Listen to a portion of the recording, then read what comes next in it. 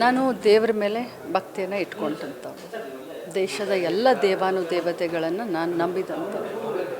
ಅವ್ರು ಬಹಳಷ್ಟು ಹೇಳ್ತಾ ಇದ್ದಾರಲ್ಲ, ನಾನು ಅಂದೆಲ್ಲ ಅಂತ ಹೇಳಿ. ಕಾನೂನು ಒಂದು ಕಡೆ, ಕಾನೂನು ತನ್ನ ಪ್ರಕ್ರಿಯೆ ಮಾಡುತ್ತೆ. ಏನು ವೈಭವೀಕರಣ ಮಾಡ್ಕೊಳ್ತಾ ಇದ್ದಾರಲ್ಲ, ನಾನು ಇಷ್ಟೇ ಅವ್ರಿಗೆ ಹೇಳ್ತಾ ಇದ್ದೀನಿ, ಇದು ಸವಾಲು ಅಲ್ಲ, ಅಥವಾ ಅವರಿಂದ ನಾನು ಜವಾಬನ್ನು ಬಯಸಲ್ಲ. ಅಂಥ ಒಂದು ದುರ್ಬುದ್ಧಿ ಇದ್ದಂಥ ಮನುಷ್ಯನಿಂದ ನಾನು ಜವಾಬನ್ನು ಕೂಡ ಬಯಸೋದಿಲ್ಲ.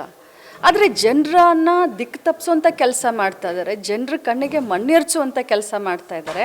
ಅವರ ಕಾರ್ಯಕರ್ತರಿಗೆ, ಅವರ ನಾಯಕರಿಗೆ ಏನು ದಿಕ್ಕನ್ನು ತಪ್ಪಿಸುವಂಥ ಕೆಲಸ ಮಾಡ್ತಾ ಇದ್ದಾರೆ. ನೀವು ದೇವರನ್ನು ಭಾಳಷ್ಟು ನಂಬಿದ್ದೀರಾ ಸಿಟಿ ರವಿ ಅವರೇ. ಧರ್ಮಸ್ಥಳ ತಮ್ಮ ಊರಿಗೆ ತುಂಬ ಹತ್ತಿರ ಇದೆ. ಇಡೀ ರಾಜ್ಯದ ಜನ, ದೇಶದ ಜನ ಧರ್ಮಕ್ಕೆ ಇನ್ನೊಂದು ಹೆಸರು ಧರ್ಮಸ್ಥಳ ಅಂತ ಹೇಳ್ತೀವಿ. ಮಂಜುನಾಥನ ಮೇಲೆ ನೀವು ಪ್ರಮಾಣ ಮಾಡಿ ಹೇಳಿ. ನೀವು ಕೂಡ ನಿಮ್ಮ ಧರ್ಮಪತ್ನಿಯನ್ನು ಕರ್ಕೊಂಡು ಬನ್ನಿ ಮಂಜುನಾಥನ ದೇವಸ್ಥಾನಕ್ಕೆ. ನಾನು ಕೂಡ ನನ್ನ ಕುಟುಂಬವನ್ನು ಕರ್ಕೊಂಡು ಅಲ್ಲಿ ಬರ್ತೀನಿ. ಇದು ನೈತಿಕತೆಯ ಪ್ರಶ್ನೆಯನ್ನು ಎತ್ತಿದ್ದೀರಾ ನೀವು. ನಿಮಗೆ ನೈತಿಕತೆ ಇದ್ದರೆ ಖಂಡಿತವಾಗ್ಲೂ ನೀವು ಅಲ್ಲಿ ಬನ್ನಿ. ಇದು ನಿಮಗೆ ನಾನು ಚಾಲೆಂಜ್ ಮಾಡ್ತಾ ಇಲ್ಲ, ಆದರೆ ಜನರ ಎದುರುಗಡೆ, ಯಾಕಂದರೆ ನೀವು ದೇವರನ್ನ ಬಹಳಷ್ಟು ನಂಬಿದ್ದೀರಾ, ದತ್ತಮಾಲೆಯನ್ನು ಹಾಕಿದ್ದೀರಾ, ದತ್ತಪೀಠಕ್ಕೆ ಹೋಗ್ತೀರಾ, ಬಾಯಿ ತೆಗೆದ್ರೆ ರಾಮನ ಹೆಸರನ್ನು ಹೇಳ್ತೀರಾ. ಅದಕ್ಕೆ ತಾವು ಬನ್ನಿ ಧರ್ಮಸ್ಥಳಕ್ಕೆ ಅಂತ ಕರಿತಾ ಇದ್ದೀನಿ. ನಾನು ದೇವರ ಮೇಲೆ ಭಕ್ತಿಯನ್ನು ಇಟ್ಕೊಂಡಂಥವ್ರು.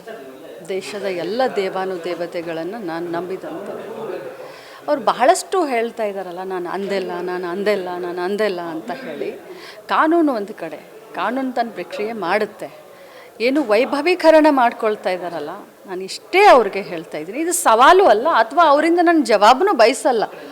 ಅಂಥ ಒಂದು ದುರ್ಬುದ್ಧಿ ಇದ್ದಂಥ ಮನುಷ್ಯನಿಂದ ನಾನು ಜವಾಬನ್ನು ಕೂಡ ಬಯಸೋದಿಲ್ಲ.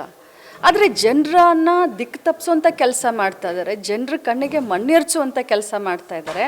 ಅವರ ಕಾರ್ಯಕರ್ತರಿಗೆ, ಅವರ ನಾಯಕರಿಗೆ ಏನು ದಿಕ್ಕನ್ನು ತಪ್ಪಿಸುವಂಥ ಕೆಲಸ ಮಾಡ್ತಾ ಇದ್ದಾರೆ. ನೀವು ದೇವರನ್ನು ಭಾಳಷ್ಟು ನಂಬಿದ್ದೀರಾ ಸಿಟಿ ರವಿ ಅವರೇ.